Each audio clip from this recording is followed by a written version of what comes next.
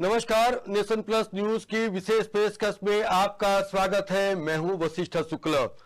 दोस्तों, जीवन की आपाधापी में अक्सर हम अपने अंतर मन में झांकना भूल जाते हैं और इसकी वजह से हमारे इर्द गिर्द जो अच्छी बातें होती है शायद हम उनको जाने अनजाने में नजरअंदाज कर देते हैं और इसका खामियाजा पूरे जीवन भर को होता है और उसके साथ साथ देश को भी काफी नुकसान होता है।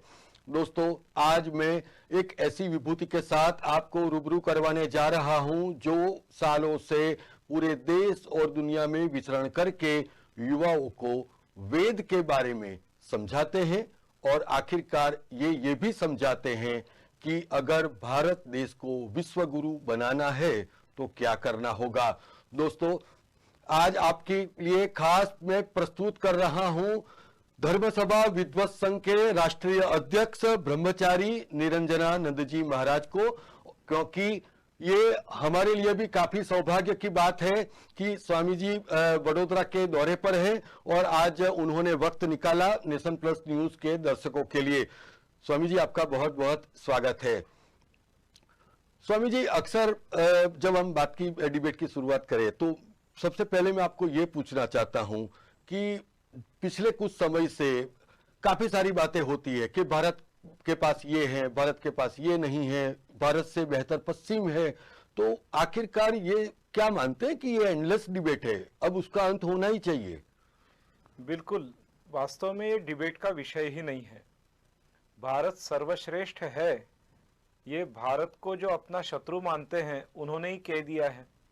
जब हम अपना गौरव करते हैं तो बात अलग होती है, पर जब हमारा शत्रु ही हमारा गौरव कर रहा है तो उससे बढ़कर क्या बात हो सकती है। हम भारत वाले तो किसी को अपना शत्रु मानते नहीं, पर जो हमें अपना शत्रु मान रहे हैं, ऐसे पाकिस्तान के राष्ट्र कवि मोहम्मद इकबाल ही कहते हैं, सारे जहां से अच्छा हिंदुस्तान, तो और क्या कहा जाए। तो भारत श्रेष्ठ था, श्रेष्ठ है और श्रेष्ठ रहेगा। केवल हमको अपनी महत्व बुद्धि बढ़ा करके हमको ये जानना पड़ेगा कि हम कई क्षेत्रों में, जीवन आवश्यक कई क्षेत्रों में हम बहुत बड़े ऊंचाई पर पहुंचे थे इतिहास में भी, और आज भी ऊंचाई पर पहुंचने की क्षमता रखते हैं। जी, मगर स्वामी जी, आपको ऐसा लगता है कि जब आप काफी युवा जो लोगों से बातें करते हैं तब उनको आप ये समझाते हैं कि जो वेद हैं वो जीवन का मूल मंत्र है, वो उनकी आधारशिला है, तो क्या रिस्पांस होता है? और आप मानते हैं कि आज का जो युवा वो काफी समर्थ है, काफी सक्षम है, तो शायद वो भी आज वेद की जो इम्पोर्टेंस है उनको समझ पाएगा, समझ पा रहा है। जब हम युवाओं से बात करते हैं, उनसे संवाद साधते हैं, तो हमको बड़ा आश्चर्य लगता है कि आज से 30 या 40 वर्ष पहले जो एक उत्साह होना चाहिए था, जो नहीं था, वो आज के युवाओं में उत्साह दिखाई दे रहा है। अगर आप युवाओं को वेद में सन्निहित विज्ञान, वेद में सन्निहित ज्ञान, वेद में सन्निहित व्यावहारिक चीजें और वेद में सन्निहित आध्यात्मिक चीजें बताते हैं तो युवा बड़े ध्यान से सुनता है। सुनता ही नहीं, वो अपने रिश्तेदार, नातेदार, मित्रों से भी वो उससे रूबरू कराता है और वेदों के प्रचार में, वेद विद्याओं के प्रचार में वो भी बड़े लगन से लग जाता है। केवल आवश्यकता है हमको उनसे संवाद साधने की। जी, तो स्वामी जी, जैसा कि मैं आपके बारे में रिसर्च कर रहा था कि आपने पूरी द्वारिका और बद्रिकाश्रम पीठ के जो श्रीमद जगत गुरु शंकराचार्य हैं उनके पास से वेद और वेदांत की दीक्षा ली, तो आप मानते हैं कि हमारे पास जो है उनको शायद हम एंडोर्स नहीं करते हैं और इसकी वजह से जो वेस्टर्न कंट्री है जो कि उनको कॉपी पेस्ट करके शायद उनका फायदा उठाती है, आपको ऐसा लगा है? बिल्कुल, आज से नहीं, ऑन रिकॉर्ड अगर देखा जाए तो 1640 से वेस्टर्न लोग हमारे यहाँ के ज्ञान ले जा रहे हैं, उस पर अपना लेबल चिपका रहे हैं और उसका व्यापार करके वे बहुत ही श्रीमंत हो रहे हैं। इसमें एक उदाहरण, जो लुई 14 नाम का फ्रांस का एम्परर रहा है, उसके खुद के पत्र उपलब्ध है जिसमें उसने ये कहा है कि तमिलनाडु से एस्ट्रोनॉमिकल डेटा ले आओ और हमारे यहाँ ला करके फिर उसको फ्रेंच एस्ट्रोनॉमर से लिखवा लो और उसके नाम से प्रसारित कर दो। तो ऐसे लिखे हुए मिलते हैं। साथ में कर्नाटक गैजेट जो है जी उसमें स्पष्ट रूप से लिखा है कि श्रीरंगपट्टनम से 9,000 पांडुलिपियां ले गए हैं ईस्ट इंडिया कंपनी वाले, बिल्कुल। और नेपाल से 7,000 मैन्युस्क्रिप्ट्स ले गए हैं, और फिर उसी पर अपना नाम लगाकर ईस्ट इंडिया कंपनी अपनी खोज के रूप में उसका व्यापार कर रही है। तो ये कर्नाटक गैजेट जो अंग्रेजों ने ही बनाया था उसमें लिखा हुआ है। तो एक दो नहीं, ऐसे अनेकों उदाहरण हैं जिसमें हमारे ही विज्ञान को हम लोगों ने एंडोर्स नहीं किया, पर उन्होंने वो लेकर गए, वो लेकर बेच रहे हैं, और ये सब चल रहा है। 1600 से चल रहा है, इसके तो रिकॉर्ड मिलते हैं। इसके पहले भी चल ही रहा होगा, यह अनुमान हम लगा सकते हैं। बिल्कुल, मगर कई सालों से आप जिस तरीके से जो विचरण कर रहे हैं, तो आपको ऐसा लगता है कि अब शायद वो दिन दूर नहीं कि जो वेद और पुराण की जो अहमियत है, वो शायद जो इम्प्लीमेंटिंग अथॉरिटी है, माने मैं सरकार की बात कर रहा हूं, वो भी शायद उनको एंडोर्स कर रही है, क्योंकि आप बड़े रोचक बातें करते हैं। वेद को साइंस और टेक्नोलॉजी का जो सबसे बड़ा बेस है उसके बारे में बात करते हैं। तो आपको ऐसा लगता है कि जो इम्प्लीमेंटिंग अथॉरिटी है, क्योंकि उन्होंने, प्रधानमंत्री ने खुद नारा दिया है जय विज्ञान और जय अनुसंधान वाला। जी, अभी वर्तमान जो सरकारें हैं वे इस बारे में जागरूक हो चुकी हैं, और उनकी एक नीति भी है कि हमको भारतीय कला, भारतीय संस्कृति को बचाना भी है, उसको प्रसारित भी करना है। हम तो ये मानते हैं कि भारतीय संविधान की जो एक धारा है, या भारतीय संविधान का एक जो स्पिरिट है, जिसमें इंडियन कल्चर को बचाना न केवल राइट कहा गया है, it is duty of every citizen. तो भारतीय संविधान के स्पिरिट को आज की सरकार बचाते हुए भारतीय संस्कृति का प्रचार प्रसार रक्षण में सरकार बहुत एक्टिव हो चुकी है। अभी आप अगर देखेंगे तो नेशनल एजुकेशन पॉलिसी जो बनी है जी, वो भी भारतीय संस्कृति और अपनी धरोहरों के अनुकूल बनाने का काफी अंश में प्रयत्न किया गया है। तो सरकार जागरूक है, और इसके बहुत उदाहरण हम देख रहे हैं। अभी आने वाले जो कैरिकुलम में एनसीईआरटी के पुस्तक में एक चित्र छपकर आ रहा है, जिसमें भास्कराचार्य जी अपनी बेटी लीलावती को गणित पढ़ा रहे हैं। तो ये घटना जो है वो करीब 700-800 वर्ष पुरानी घटना है। तो एक जो हमारे मन में बैठ गया था कि लड़कियां पढ़ती नहीं, उनको पढ़ाया नहीं जाता, इस पर पानी फेर रहा है अब, क्योंकि भास्कराचार्य जी लीलावती को गणित पढ़ा रही है।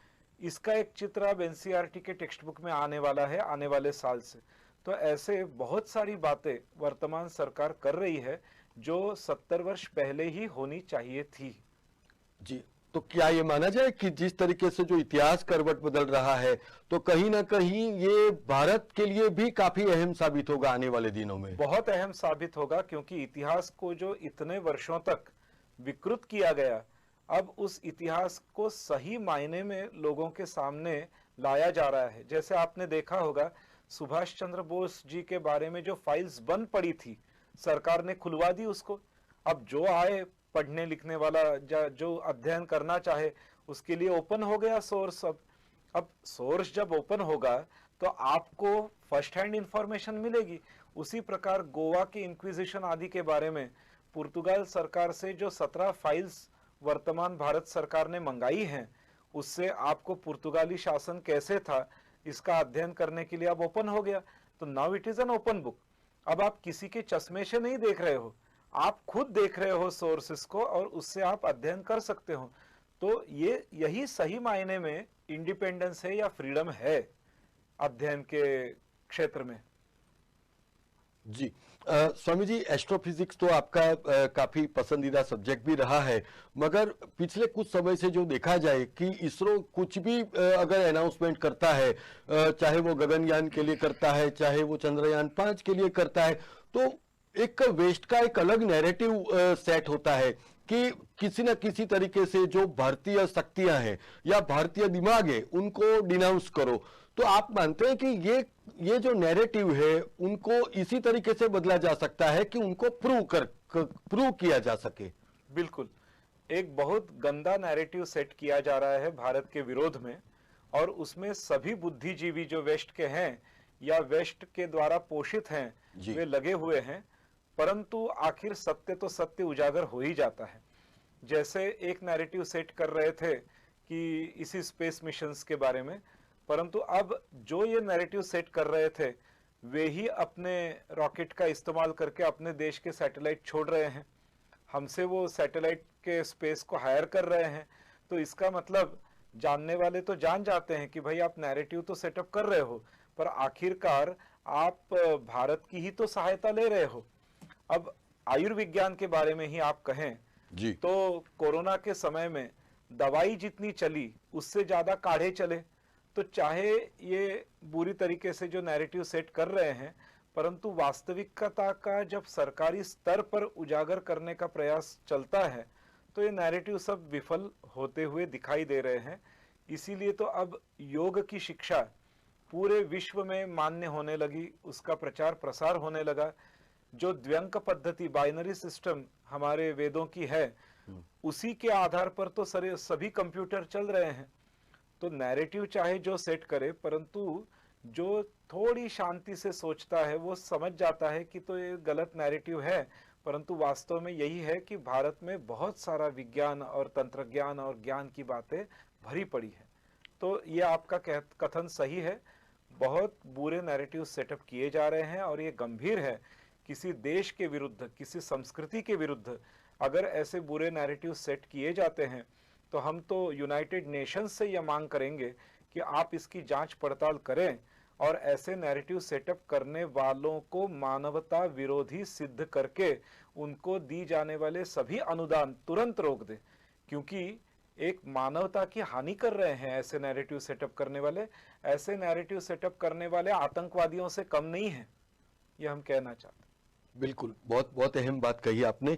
मगर स्वामी जी, आपको ऐसा लगता है कि जब मैं आपका प्रवचन सुन रहा था तब आपने एक बहुत बहुत गंभीर और काफी अहम बातें की कि जो वैदिक गणित है, जो मैथमेटिक्स है, वो आयुर्विज्ञान के साथ साथ जो जहाज बनाने के लिए भी इतनी ही कारगर साबित होती है।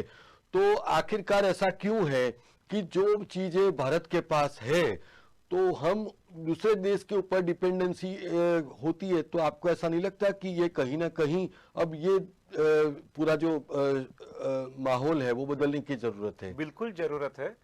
हमको ये ध्यान में रखना होगा कि गए 1000 वर्षों तक हम विदेशी आक्रांताओं से त्रस्त रहे जी। ये भी इतिहास जानता है कि बख्तियार खिलजी जैसे जो आतंकवादी थे, उन्होंने हमारे यहाँ के विश्वविद्यालयों को नष्ट करने का प्रयत्न किया। जब बख्तियार खिलजी ने नालंदा विश्वविद्यालय में आग लगा दी, वहां के ग्रंथागारों में आग लगा दी, तो 6 महीने तक धुआं निकल रहा था। तो एक नहीं, दो नहीं, करीब 20 विश्वविद्यालयों को इन आक्रांताओं ने नष्ट कर दिया। और बड़े बड़े खेद से कहना पड़ रहा है कि इनमें से बहुत से विश्वविद्यालय बौद्ध धर्म के विश्वविद्यालय थे, बौद्ध विज्ञान बताने वाले विश्वविद्यालय थे।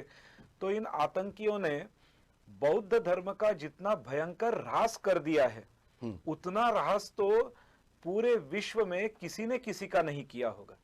तो ये आक्रांत जो थे, इन्होंने बौद्ध धर्म का बहुत ह्रास कर दिया है, बौद्ध विद्यापीठों का ह्रास कर दिया है। और बौद्धों के साथ तो अर्थात बौद्ध हमारे ही संस्कृति के भाग है, तो अपनी भी संस्कृति का नाश बहुत किया गया है।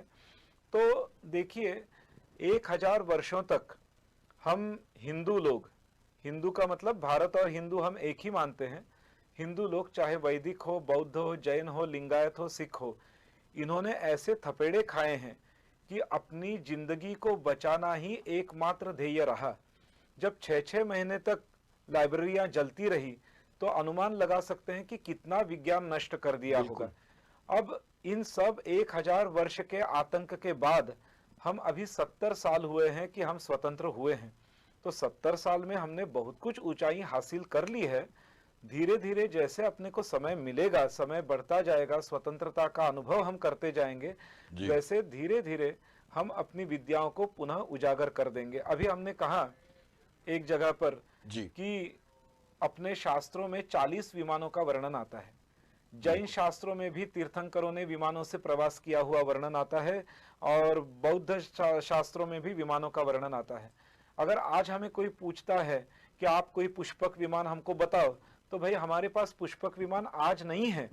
पर आज नहीं है का मतलब ये नहीं कि कभी नहीं था, ये सब थे, परंतु नष्ट भ्रष्ट इतना कर दिया गया कि उसको पुनः रिवाइव करने के लिए कुछ समय तो हमको चाहिए। तो कुछ समय मिले, सरकारें भारतीय संस्कृति के अनुकूल बनते गई, तो कुछ ही दिनों में हमें विश्वास है कि हम पुनः पुष्पक विमान बनाकर उसको उड़ा करके पूरे विश्व को चकाचौंध करके बता देंगे। तो हमारी विद्याएं नष्ट नहीं हुई, विद्याएं शेष हैं, परंतु हमको साधन सामग्री के लिए, उससे उभरने के लिए कुछ समय की आवश्यकता जरूर है। जी, मगर स्वामी जी, इतिहास गवाह है कि डॉक्टर अल्बर्ट आइंस्टाइन पूर्व प्रधानमंत्री को ये कहते हैं कि जो भारत की जो शून्य की खोज है उन्हें पूरा विश्व नहीं जुटला सकता। मगर अनफॉर्चुनेट पार्ट ये है कि शायद जो बतौर भारतीय जो बात एंडोर्स होनी चाहिए, इसमें हम कहीं ना कहीं पीछे रह गए, बहुत पीछे रह गए। क्योंकि डॉक्टर अल्बर्ट आइंस्टाइन ने जो भारत का धन्यवाद अदा किया, जो पत्र भारत के प्रथम प्रधानमंत्री पंडित जवाहरलाल नेहरू जी को लिखा, उस पत्र का एक एक अक्षर महत्वपूर्ण है। वास्तव में ये ऐसे पत्र हमारे सिलेबस में आने चाहिए जिससे कि हम सबको गौरव का अनुभव हो सके।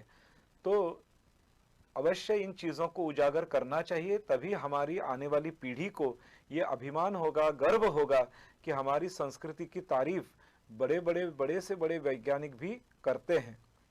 आवश्यक है, इसको ढक गया है, आने वाले समय में इसको सिलेबस में लाने की आवश्यकता है इन पत्रों को। बिल्कुल। मगर स्वामी जी, आप अथक परिश्रम के साथ विचरण करते हैं, लोगों को जागरूक करते हैं, खास करके युवाओं के साथ टू वे कम्युनिकेशन करते हैं। ये बहुत बड़ी बात है कि वन वे कम्युनिकेशन नहीं, टू वे कम्युनिकेशन करते हैं। मगर पिछले कुछ समय से देखा गया कि जो आने वाली जो पीढ़ी थी, पहले न उसको वेद और पुराण का पता था, न उनको साइंस और टेक्नोलॉजी का पता था। अब धीरे धीरे वो साइंस और टेक्नोलॉजी को इसलिए एंडोर्स कर रहे हैं क्योंकि जमाना आगे बढ़ रहा है। तो अब आप मानते हैं कि आप जब वेद और पुराण की बात युवाओं के साथ करते हैं तो उनकी जो रुचि है वो आने वाले दिनों में देश की दिशा और दशा बदलने में काफी महत्वपूर्ण साबित होगी? स्वामी जी, बिल्कुल साबित होगी। हमको याद रखना चाहिए कि 1857 का जो स्वतंत्रता संग्राम हुआ था, वो विद्रोह नहीं था, वो स्वतंत्रता का संग्राम था। क्योंकि ईस्ट इंडिया कंपनी ने अपने धार्मिक विचारों को, अपने सांस्कृतिक विचारों को कुचलने का प्रयास किया। तो हमारे सांस्कृतिक धार्मिक विचारों को न कुचला जाए, उस जीवन पद्धति को न कुचली जाए, इसीलिए तो 1857 का स्वतंत्रता संग्राम हुआ। तो बिल्कुल अभी जो हमें स्वतंत्रता प्राप्त हुई है, उसका अगर हम विनियोग हमारे पूर्वज स्वतंत्रता सेनानियों के दृष्टिकोण से करते हैं तो आने वाली पीढ़ी इसमें अवश्य ही रुचि बताएगी, और बता रही है। अब धीरे धीरे वेद और पुराण तो छोड़िए, अपने कर्मकांड के प्रति भी रुचि बढ़ी हुई है। कर्मकांड के प्रति इतनी रुचि बढ़ गई है कि आपने अभी देखा होगा, चंद्रयान के प्रक्षेपण के पहले सत्र में चंद्रयान का प्रक्षेपण जो था वो ग्रहण के कई दिन में किया था, जो फेल हो गया।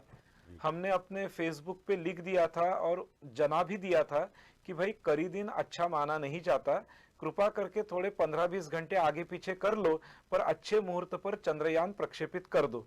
पर वो एक 70 साल की जो विचारधारा बन गई थी वैज्ञानिकों की, उसके कारण ये हुआ कि उन्होंने कई दिन के दिन ही प्रक्षेपण किया। 15 सेकंड पहले वो अपना मिशन कुछ अंश से ही सही फेल हो गया। अर्थात हम उसको, वैज्ञानिकों को निरुत्साह नहीं कर रहे हैं, परंतु फेल तो हो गया। अब दूसरे बार जब मिशन बना तब आपने देखा होगा, मॉडल लेके वे भगवान के दरबार में चले गए थे सभी लोग। तो अंतर तो आ रहा है, पूरे स्तरों में अंतर आ रहा है, और धीरे धीरे इन बातों को सभी लोग समझने लगे हैं। धीरे धीरे छोटे बच्चे भी समझने लगेंगे, युवा भी समझने लगेंगे, और एक बहुत अच्छा स्वर्ण काल अब हमको आगे दिखाई दे रहा है भारत के बारे में। जी स्वामी जी, आज मुझे आपको इसलिए भी पूछना पड़ रहा है कि आप वनवासी और गिरिजनों के उत्थान के लिए भी काफी मशक्कत कर रहे हैं। तो प्रधानमंत्री नरेंद्र मोदी अक्सर ये कहते हैं कि जब तक अंतिम छोर पर रहने वाले के पास अगर कल्याण लक्ष्य योजना नहीं पहुंचती तो उसे संतुलित विकास नहीं कहा जा सकता।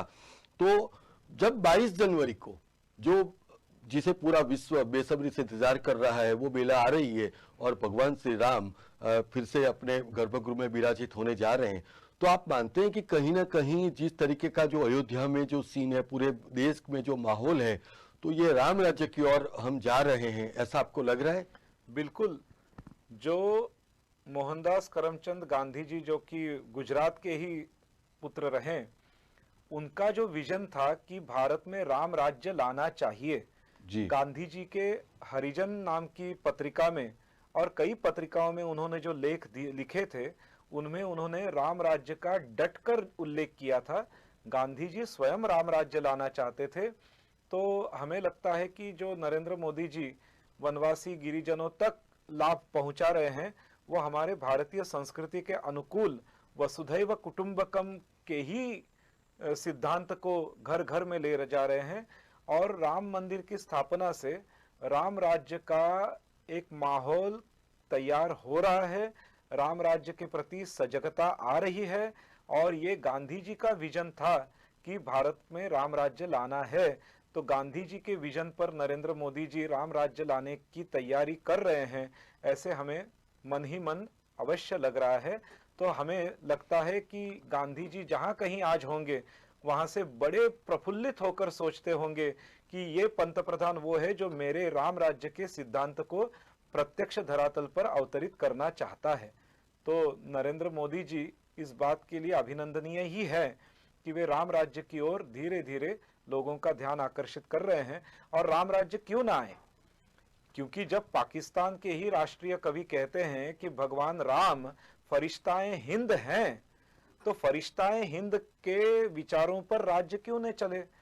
जब कश्मीर के पूर्व मुख्यमंत्री फारूक अब्दुल्ला जी राम मंदिर के लिए सोने की ईंट देने की बात कर रहे हैं, तो इसका मतलब है फारूक अब्दुल्ला जी भी तो राम राज्य चाहते हैं, तभी तो सोने की ईंट दे रहे हैं। जैन शास्त्रों में भगवान राम का राज्य आदर्श कहा है।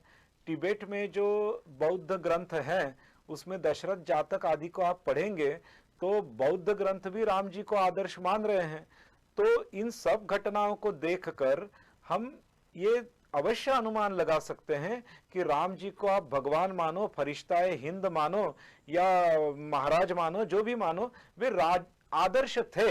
इसके बारे में तो किसी के मन में कोई आशंका होने की आवश्यकता नहीं है। जबकि अयोध्या के बारे में आर्कियोलॉजिस्ट के मोहम्मद जी ने स्वयं कहा कि यहाँ मंदिर था और जो कुछ था वो नहीं था, मंदिर ही था। तो के मोहम्मद जी भी ये कह रहे हैं कि मैं मंदिरों के लिए इसलिए काम कर रहा हूं कि मंदिर तोड़ने वालों ने जो किया उसका प्रायश्चित्त कर पाऊं, इसलिए मैं मंदिरों का। इसका मतलब है डॉक्टर के मोहम्मद जैसे आर्कियोलॉजिस्ट भी मंदिरों को आदर्श मान रहे हैं। तो राम राज्य की ओर ही हम बढ़ रहे हैं। और हम गांधी जी का जो स्वप्न था कि भारत देश में राम राज्य आए, उसकी ओर बढ़ना हम सभी भारतीयों का, जो गांधी जी को महात्मा मान रहे हैं, राष्ट्रपिता मान रहे हैं, उन सभी का कर्तव्य है कि गांधी जी के मंतव्य की राम राज्य की स्थापना भारत में हो। जी, तो आप मानते हैं कि जिस तरीके से जो अभी हम आज़ादी का अमृत महोत्सव मना रहे हैं, तो शायद ये अमृत महोत्सव की ही शुरुआत है? बिल्कुल, उसमें जो अमृत शब्द है वही बड़ा विशेष है। अब भारत अमृतत्व की ओर जा रहा है, अमृतत्व की ओर आगे बढ़ रहा है। तो ये अमृतत्व तो राम राज्य में ही होता है, तो हम उसी दिशा में आगे बढ़ रहे हैं। बिल्कुल। और स्वामी जी, मुझे ये जानने में भी काफी रुचि थी कि आप जो सुरपर्क इतिहास व संस्कृति गौरव समिति के एक संस्थापक के तौर पर भी जवाबदारी का जो निर्वहन कर रहे हैं, तो वो समिति करती क्या है? क्योंकि ये मुझे लगता है कि शायद जो इतिहास को भूल चले हैं उनको वापस याद दिलाने का एक बड़ा सा जिम्मा आपने उठाया है। बिल्कुल, हमारे भारतीय इतिहास के ऐसे कई अंग हैं जो इन सभी चकाचौंध में, विकास के चकाचौंध में या आर्थिक जो प्रगति हो रही है उसके चकाचौंध में दब गई है, या कई इतिहासकारों द्वारा उसको दबाया गया है। कुछ विशिष्ट विचारधारा के इतिहासकार रहे जिन्होंने उसको दबा दिया। तो हम भारत के स्थानों के नाम भूल रहे हैं, हम भारत के इतिहास को भूल रहे हैं, और ये इतिहास छोटे छोटे गांवों में भी सुरक्षित है। तो शूरपारक वसई इतिहास व संस्कृति गौरव समिति जो हमने स्थापित की है, वो इसीलिए स्थापित की है कि एक वसई नाम का छोटा सा गांव है, आप सभी जानते हैं, अहमदाबाद मुंबई लाइन पे आता है। उसके बारे में 4 पुराने ग्रंथ है जो 700-800 साल पुराने हैं, पर वहीं के लोग उन ग्रंथों को जानते नहीं। वसई के लोग ही वसई के पुराने नाम को जानते नहीं, वसई शब्द का अर्थ जानते नहीं, उसको किसने स्थापित किया जानते नहीं। तो हम जिस स्थान में रह रहे हैं उसका इतिहास हमको पता हो, इसीलिए ये ऐसी समिति हमने स्थापित की है। और ऐसी समितियां अनेक जन अनेक जगहों पर कर रहे हैं। जैसे वडोदरा में श्री ठक्कर जी और उनके जो साथी हैं वे विश्वामित्री नदी का पुनरुत्थान कर रहे हैं। ये वडोदरा जो स्थान है, राजा हरिश्चंद्र ने विश्वामित्र ऋषि को दान में दिया था। तो विश्वामित्र ऋषि की यह तपस्थली रही और उनकी तपस्या की साक्षीदार ये विश्वामित्री नदी है। विश्वामित्री नदी गायत्री मंत्र का भौतिक स्वरूप है। तो जब विश्वामित्री नदी पर आप इतिहास ढूंढने जाओगे तो प्रत्येक वडोदरा वासी को बड़ा गर्व होगा कि ऐसे जगह पे हम रह रहे हैं जहां पर विश्वामित्र ऋषि ने तप किया था, उन्होंने एक नदी प्रकट की थी। तो ऐसे इतिहास के तथ्य समाज के सामने लाना जरूरी है और इसीलिए हम ऐसी समिति स्थापन किए हुए हैं। जी स्वामी जी, मेरे दर्शक ये भी जानना चाहते हैं कि अब पिछले कुछ समय से जिस तरीके की जो चर्चा है वो काफी जोरों शोरों से चल रही है, वो बिग बैंग थियरी की। हाँ। कि भाई भारत तो उनको एंडोर्स कर नहीं रहा है क्योंकि भारत तो बैकवर्ड कंट्री है और काफी बला बला अलग अलग तरीके की जो नेगेटिव बातें हैं वो हो रही है। हालांकि हम ये कहते हैं कि जहां से आप सोचना शुरू करते हैं वहां से हम भी शुरू करते हैं। तो आप क्या मानते हैं कि ये जो चर्चा है इसमें भारत का पक्ष क्या है? भारत का बड़ा मजबूत पक्ष है और हम गर्व के साथ कहते हैं कि भारत के प्रथम प्रधानमंत्री पंडित जवाहरलाल नेहरू जी ने उनके डिस्कवरी ऑफ इंडिया नाम के ग्रंथ में ये डटकर कह दिया था कि जो बिग बैंग थियरी विज्ञान मान रही है वो तो हमारे विज्ञान में पहले से थी जी। वहां ऋग्वेद के दशम मंडल के परमेष्ठी ऋषि द्वारा उद्भासित नासदीय सुक्तम का हवाला पंडित जवाहरलाल नेहरू जी ने स्वयं दिया है। आपने कुछ साल पहले देखा होगा दूरदर्शन पर एक सीरियल चलती थी भारत एक खोज नाम की, और उस सीरियल का एक टाइटल सॉन्ग था, सृष्टि के पहले कुछ नहीं था, सत भी नहीं असत भी नहीं। ये जो टाइटल सॉन्ग था ये मूल वेदों की सूक्त का हिंदी अनुवाद है, बड़ा सरल अनुवाद है।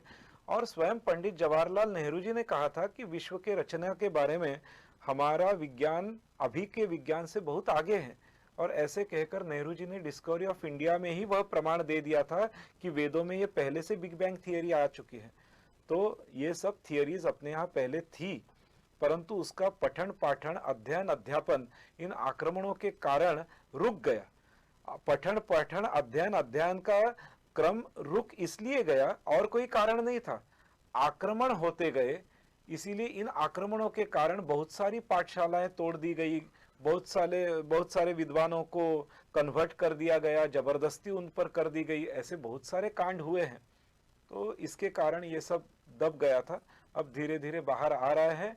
और प्रथम प्रधानमंत्री जो जवाहरलाल नेहरू थे उन्होंने डिस्कवरी ऑफ इंडिया में डटकर लिखा। साथ ही हम ये नमूद करना चाहते हैं जो वर्तमान सरकार भी इसको इम्प्लीमेंट करे।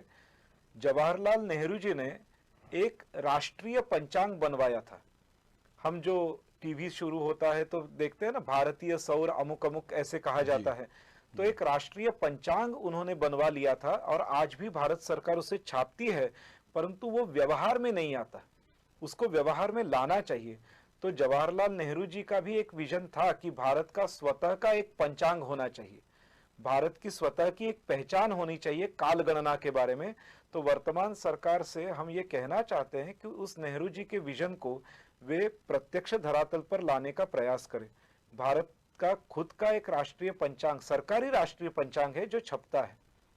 जी स्वामी जी, अब हम शो के अंत की ओर जा रहे हैं, तो मेरे जो युवा दर्शक आपको सुन रहे हैं उनको क्या आशीर्वचन देना चाहते हैं? हम तो ये कहना चाहेंगे कि हमारे सभी युवा भाई बहनों को यह याद रखना चाहिए कि भारत सोने की चिड़िया कहलाई जाती थी, भारत में सोने का धुआं निकलता था ऐसे वर्णन आता है, भारत में दूध दही की नदी बहती है ऐसे वर्णन आता है, भारत में सर्वेपि सुखिनः सन्तु सर्वे सन्तु निरामयाः सर्वे भद्राणि पश्यन्तु मा कश्चित् दुःख भाग् भवेत्। यह विचारधारा बचपन से सिखाई जाती है। ऐसे उत्तम संस्कारों वाला हमारा देश है। सारे जहां से अच्छा हमारा हिंदुस्तान है, इसको ध्यान में रखते हुए हमारे भारत की संस्कृति को वे सीखें, वे उसे समझें, दूसरों को सिखावें और भारतीय संस्कृति को अपने जीवन में उतारकर अपने उदाहरण से वे भारतीय संस्कृति का प्रचार करें। क्योंकि केवल बोलने से प्रचार नहीं होगा, प्रचार होगा अपने रहन सहन से। हमारा आचार और हमारा विचार दोनों भारतीय संस्कृति के अनुसार ढालने का प्रयास प्रत्येक युवक करे, तो वो स्वयं पाएगा कि अगर वो इतने हाइट में पहुंच रहा है, वो ऊंचाई पर बहुत पहुंच जाएगा। तो भारतीय विचारधारा को अपने आचार विचार में और आहार में भी लाएं, ऐसा हम युवा पीढ़ी को संदेश देना चाहते हैं। जी, तो दोस्तों ये थे धर्म सभा विद्वत संघ के राष्ट्रीय अध्यक्ष ब्रह्मचारी निरंजनानंद जी महाराज। सबसे अहम बात यह है कि उन्होंने जो कहा कि ये देश का जो वैभव है, ये देश का जो वेद और पुराण है, वो काफी अहम है, और अगर आप उनको अपने सीने में सदा के लिए जीवित रखते हैं और सदा के लिए साथ रखते हैं, तो आपको देश और दुनिया को एक नई रास्ता और राह दिखाने में काफी मददगार साबित होगा। और इतिहास ये भी गवाह है कि जिन लोगों ने इतिहास को बुलाने की कोशिश की है, तो इतिहास ने उसे भी कालखंड में विलीन कर दिया है, जो कभी लौटकर वापस नहीं आए। तो भारत एक भव्य भारत है, और आने वाले दिनों में जब हम आजादी का अमृत महोत्सव मना रहे हैं, तो भारत विश्वगुरु कैसे बनेगा, उनके बारे में भी उन्होंने काफी सारी बातें शेयर की है। तो स्वामी जी, आपका बहुत बहुत धन्यवाद। नेशन प्लस न्यूज के दर्शकों को आपका ये जो बातें सुनने का अवसर मिला, इसके लिए मुझे लगता है कि ये सही मायने में हमारे लिए भी काफी गेम चेंजर साबित होगा। दोस्तों, नेशन प्लस न्यूज की विशेष प्रस्तुति में इतना ही। हमारे शो और न्यूज के अपडेट्स मिलने के लिए आप हमें यूट्यूब पर शेयर और सब्सक्राइब करना न भूलें। फिर मिलेंगे, तब तक के लिए नमस्कार। સમાચારોના સતત અપડેટ માટે નેશન પ્લસ ન્યૂઝના યુટ્યુબ ચેનલને સબસ્ક્રાઇબ કરો, બેલ આઇકન દબાવો અને ફોલો કરો ઇન્સ્ટાગ્રામ, ફેસબુક અને ટ્વિટર પર।